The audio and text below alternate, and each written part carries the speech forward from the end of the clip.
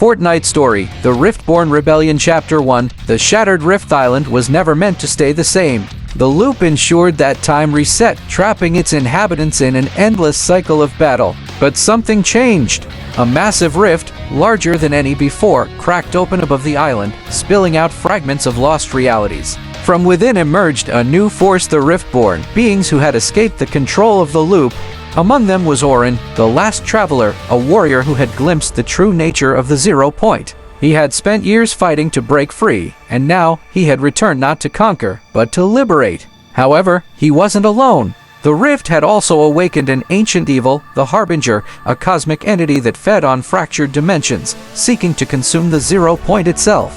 Chapter 2, the Resistance rises. The island trembled. Its greatest fighters, Jonesy, the Foundation, and a group of survivors formed the Resistance. Their goal, stop the Harbinger before it collapsed all realities into nothingness. Orin warned them that to stand a chance, they needed weapons and technology from the Lost Zones, mysterious biomes formed by the rift's energy. The island transformed, with a cyberpunk city, a cursed wasteland, and a floating fortress appearing overnight.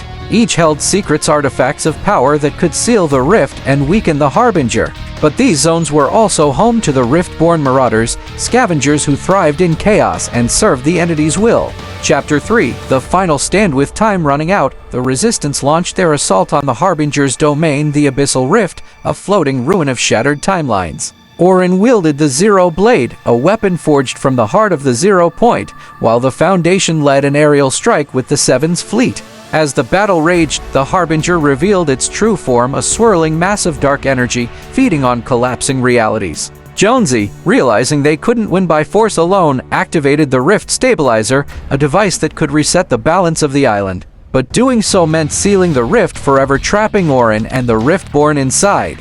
"You don't have to do this," Jonesy said. Orin only smiled. "Some of us were never meant to be free."